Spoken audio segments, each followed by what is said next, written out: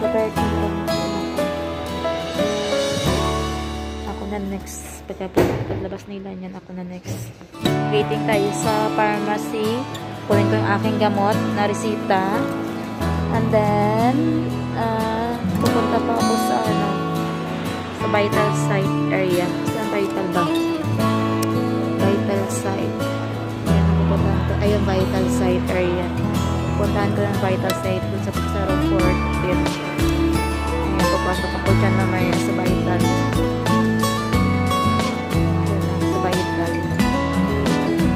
Vital sign. Ayan, vital sign pala. Vital. Nabobolol ako. Vital sign area. Bulol. Ayan, pumasok tayo dyan sa vital. Kukuha ako ng temperature. Ayan. Pagkatapos ko kumuha ng aking aking gamot sa pharmacy. Aking number is 400 0402. Oops. Nakita ang aking pangalan na buo. Ayan.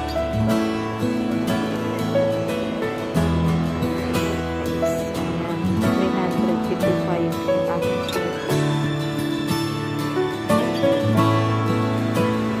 may pangalan ko. Ito yung mga gamot ko. Ito yung gamot ko, guys. Sa ubot sa kasipon lang naman. O diba, yan ang naman ng gamot. Sige, papakita ko na nandun pag nandun ako sa bahay. Uwi na. Ayan, doctor's fee is 230. Diba, 230. And yung doctor ko sa doctor, yung walk these flowers.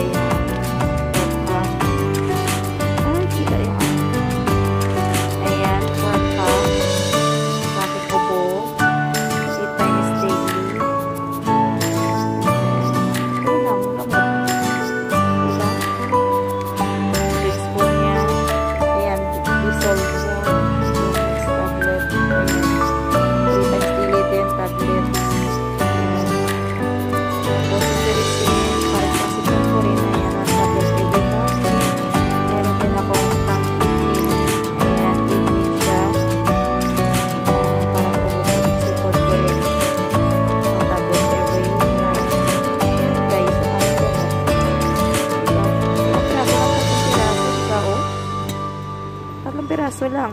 Kaya nga, nunod na pumunta kasi unti lang naman ang binigay. Once a day lang naman kasi hindi naman malala yung aking ubuan sa kasipon. Makulit lang kasi ito si Lola at Lolo ko. Mga anak. Kaya pinagbigyan ko na lang din.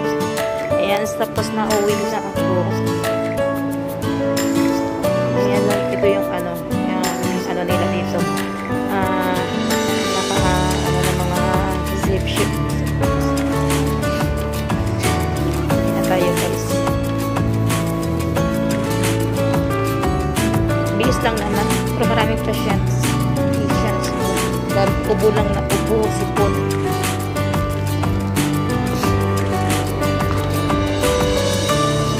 Open the sesame. Saan ba ako? Dadaan. So, didinil ako dito. Mas okay doon sa kabila. Dito na lang tayo. Yan ang ikalag sa bahay, papunta sa bahay. Go home time.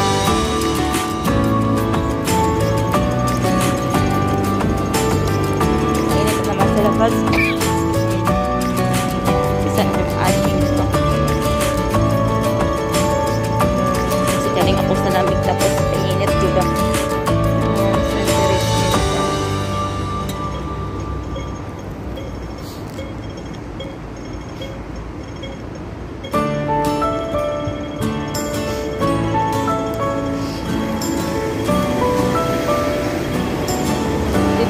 Lalakad. Pwede naman ako dumaan doon sa gilid ng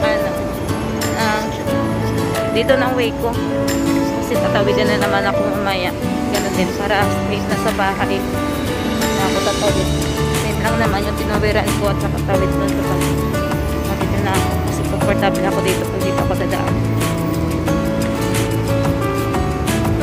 Doon kasi daanan ng mga sasakyan sa gilid ko. So dumadaan din pero mostly hindi masyado dito ano ng mga sasakyan. Hindi siya daanan. Doon kasi highway, pinaka-highway talaga doon. Ano, marami talagang dumadaan doon. Dito lang yun, hindi masyado. Nandito pa ikot kasi papunta yan sa ano. Iikot sila sa hospital. Pero kapag dito na way, wala masyado dito sasakyan na dumadaan.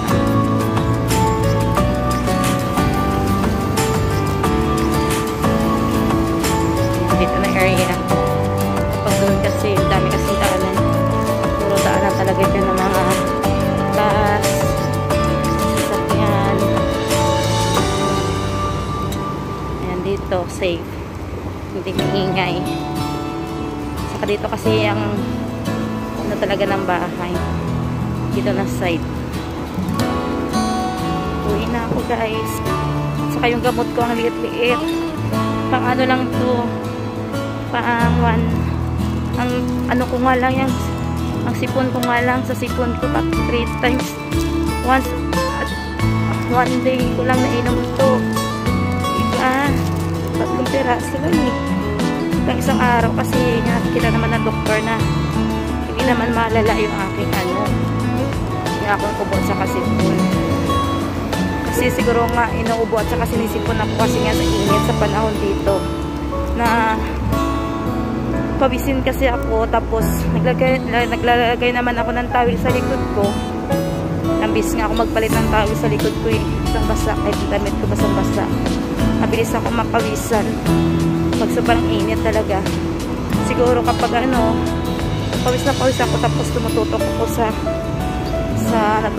tumututok ako agad sa electric pa na yun, natutuyuan ako ng nilalamigan ako kahit matulog ako. Ayan, nakatutok talaga sa akin electric pa sa paanan ko, sa ulo ko, mayroon pa sa ulo ko kasi nga sobrang init talaga. Kasi tapos yung cushion, diba mainit yung cushion, mainit kasi sa area ko sa aking kwarto. Parang nandun yung ano yun, parang close na close kasi may bintana naman pero ang liit lang. Kahit bubuksan ko yun parang hindi masyado makaano yung hangin. Kaya siguro sobrang init kahit natutulog ako niyan parang pinapawisan pa rin ako tapos natutuyuan ako ng tutuyuan ako ng ano na pawis sa likod. Kaya siguro inubo ako. Inubo at saka sinipon. Yan dahil sa yung sunod yung ano yung init, hindi ko kaya palagi. Yung nagluluto ako minsan sobrang init, pawis na pawis ako tapos tutok ako sa electric fan o maglilinis ako. Ayan, mabilis kasi ako pawisin so pag napawis-pawis na ako init ko na ano yan, maliligo ako agad yan. Gusto ko maligo kasi parang mga ginhawa pag naligo ka kasi diba parang hindi na nga ako i-heater. Minsan nga malamig tinitiis kong lamig kasi masarap sa una lang malamig pag nakaano sa balat, pero kapag ano sarap lang kasi yung init ang panahon tapos malamig yung ililigo mo masarap parang fresh yung ano. Pero kung minsan mayroong time na malamig tubig okay lang yung tiis kaya ko rin ang warm water tapos init. And malapit na ako guys, uwi na ako. Wala naman akong pa-dinner. Magpapabili niya si ano, ayaw ng ako ni Lola na magluto ako para safety kasi